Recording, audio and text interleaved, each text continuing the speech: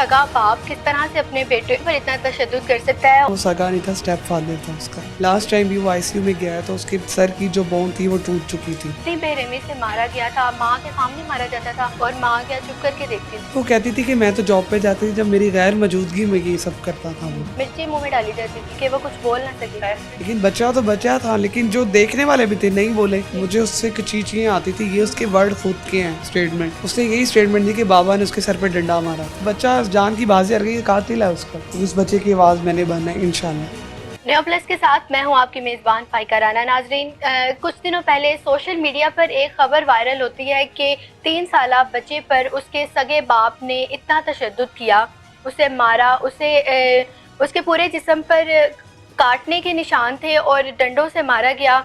और अब ये खबर सामने आई है कि वो बच्चा हॉस्पिटल में दम तोड़ गया। हमारे साथ इस वक्त एडवोकेट महविश मौजूद हैं, केस को फ्री ऑफ कॉस्ट देख रही हैं। इनसे बात कर लेते हैं और जान लेते हैं कि एक सगा बाप किस तरह से अपने बच्चे पर इतना तशद्दुद कर सकता है। और बच्चों को तो देख के ही वैसे प्यार आता है कि बच्चे फूल जैसे होते हैं, तो कोई कैसे इतना जुल्म कर सकता है। मैम वो फिर काफिर इंसान है जो बच्चों पे जुल्म करता है, उनको मारता है, पीटता है, लेकिन इसने तो हद ही ख़त्म कर दी है। और फर्स्ट ऑफ ऑल ये मैं आपको क्लियर कर दूँ, वो सगा नहीं था, स्टेप फादर था उसका। तो वो रोज़ मार पीट उस पर तशद्दुद करता था। उसको कोई भी ऐसा बॉडी पार्ट नहीं था उसका फ्रैक्चर नहीं था, जो ज़ख्मी नहीं था। लास्ट टाइम भी वो आईसीयू में गया तो उसके सर की जो बोन थी वो टूट चुकी थी। उसके सर पर डंडा मार के उसने उसको हॉस्पिटल एडमिट किया। 7 दिन के बाद उसकी डेथ हो चुकी है परसों। इतनी बेरहमी से मारा गया था, माँ के सामने मारा जाता था और माँ क्या चुप करके देखती थी। नहीं, वो कहती थी कि मैं तो जॉब पे जाती थी, जब मेरी गैर मौजूदगी में ये सब करता था वो। और वो जब वो नहीं घर होती थी, लेकिन आके भी तो देखती थी ना कि ये हुआ है। मतलब ठीक है, वो फिर सेकंड मैरिज आ जाए तो फिर यही चीज़ें करनी पड़ती हैं औरतों को बर्दाश्त। लेकिन ऐसे नहीं होना चाहिए, आपको चुप नहीं रहना चाहिए। अपने खिलाफ जब तक आप खुद एक्शन नहीं लोगे, लोग आपका फ़ायदा उठाते रहेंगे, चाहे आपका हस्बैंड ही क्यों ना हो। मेरा एक सवाल है ये कि एक औरत अपने बच्चों के लिए दूसरी शादी करती है ना, अपने लिए तो नहीं करती, क्योंकि हर औरत ये कहती है कि मैं दूसरी शादी अगर करने भी लगी हूँ तो अपने बच्चों के लिए, कि उनको कोई सरपरस्त मिले, उनकी देखभाल के लिए कोई आए। लेकिन ऐसे में अगर माँ अपना सोच रही थी तो वो किस तरह से सोच रही थी, सेल्फिशनेस नहीं इसको बोलेंगे। ये मैम अभी कुछ भी नहीं कह सकते, क्योंकि अंडर इन्वेस्टिगेशन चीज़ें चल रही हैं अभी।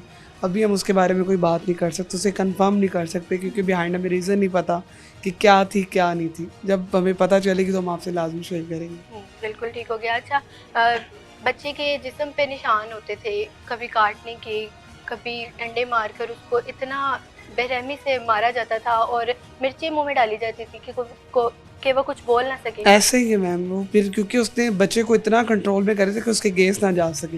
लेकिन बच्चा तो बच्चा था, लेकिन जो देखने वाले भी थे नहीं बोले। आई थिंक मैं कहूँगी वो बराबर के शरीक है कि जुल्म देख के भी आप लोग चुप रहे हो, फिर मारने वाले फिर आप में, उनमें क्या फ़र्क रहेगा। वो कितने अरसे से इस तरह से मार रहा था बच्चे को, और अब क्या नौबत आई थी कि वो इतना शदीद उस पर तशद्दुद किया गया। ये मैम जो इंटरव्यू से फाज साहब ने उसका इंटरव्यू किया और जेल में जाके उससे ये रीज़न बताया कि मुझे उससे इरिटेशन होती थी, मुझे उससे कुछ चीज़ें आती थी। ये उसके वर्ड खुद के हैं स्टेटमेंट। और जो बच्ची वहाँ पे आई विटनेस थी, इसकी खुद की बेटी जिमल थी, वो उसकी बहन थी अर्शमान की। वो अभी तक स्टिल मैं कल गई हूँ चाइल्ड प्रोटेक्शन मिलने, उसने यही स्टेटमेंट दी कि बाबा ने उसके सर पर डंडा मारा था। इससे बड़ी वो एविडेंस हो ही नहीं सकती, क्योंकि वो आई विटनेस है बच्ची। तो ये उसके लिए बड़ा पॉइंट है कि ये बच नहीं सकता इस चीज़ से।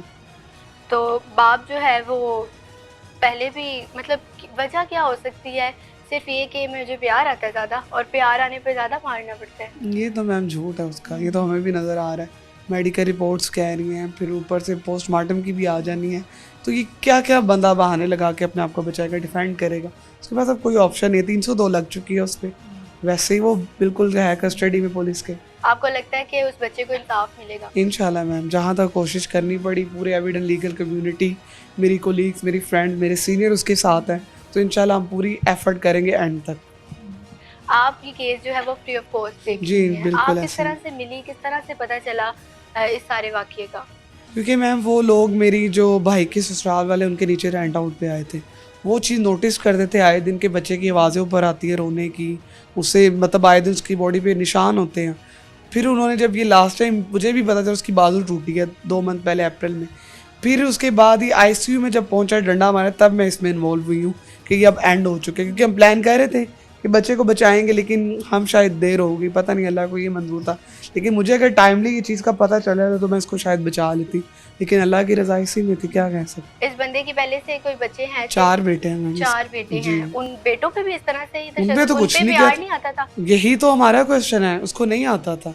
फिर आप ये भी देखें कि सेक्सुअली हरासमेंट से बच्चे को चुना हुआ था।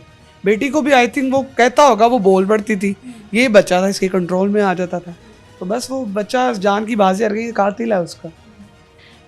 ये वाकया जो है वो सब्जाजार के इलाके में पेश आया और हॉस्पिटल भी उधर ही एडमिट था। चिल्ड्रन हॉस्पिटल में था। चिल्ड्रन हॉस्पिटल एडमिट था और अब जो है वो बॉडी इस्लामाबाद जा चुकी है। माँ अपने बच्चे को, मतलब मुर्दा बच्चे को इस्लामाबाद लेके, इन्वेस्टिगेशन के दौरान में किस तरह से उस बॉडी को लेके जाया जा सकता है इस लाहौर से बाहर? यही तो मुझे रीज़न समझ नहीं आई। अभी मैं उन पर भी क्वेश्चन ही कर रही हूँ क्योंकि मेरे सीनियर्स देख रहे हैं इस चीज़ को। जब वो लड़की वापस आएगी, ये तो हम पुलिस वालों से हम क्वेश्चन करेंगे कि ये कैसा पॉसिबल था।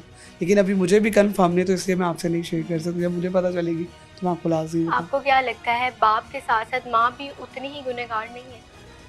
ये मैम हम हालात और वाक़या देखा हमें लग रहा है, लेकिन एक जो बिहाइंड द रीज़न जो उसने मुझसे शेयर किया है कि मैं सेकंड मैरिज की वजह से चुप रही, कि मैं माँ थी, मुझे तकलीफ़ होती थी, मैं चाहती थी कई बार कि मैं स्टेप लूँ, लेकिन यही था कि मेरा आगे पीछे कोई भी नहीं है, बच्चों को संभाल। फिर वो यही चीज़ें मैम, औरत प्रेशराइज हो ही जाती है। ये चीज़ें भी देखी जा क्या ही जा सकती है इस अब बात। ये केस जो है वो क्या नया मोड़ लेने वाला है? आपको क्या लगता है इन्वेस्टिगेशन जो है वो एंड तक जाएगी? इंशाल्लाह मैम 302 तो उस पर लग गई है, रिमांड पे पेश करेंगे, कोर्ट आएगा तो फिर हम खुद इस चीज़ को डील करेंगे। मैंने उनको कहा क्योंकि मुद्दई है वो भी हमारे जानने वाला है, तो उसकी जो लॉयर्स हो में भी मैं उसको कहा है कि मैंने इसको एंड तक लेके चलें, चाहे आप लोग मुझे इन्वॉल्व करो कि नहीं करो, लेकिन उस बच्चे की आवाज़ मैंने बनना है इंशाल्लाह। इंशाल्लाह, और उम्मीद करते हैं उस बच्चे को इंसाफ मिलेगा और वो जो उसका बाप सगा तो नहीं, क्या, क्योंकि सोशल मीडिया पे कई जगह पर यही बोला जा रहा है कि वो सगा बाप था, तो इस करेक्शन के साथ कि वो सगा बाप नहीं था, सुतेला था, तो सुतेले जो है वो कभी भी सगे नहीं बनते, ये इस वाक़ये के बाद प्रूफ हो चुका है। इसी के साथ मुझे इजाज़त दें, अल्लाह हाफ़िज़।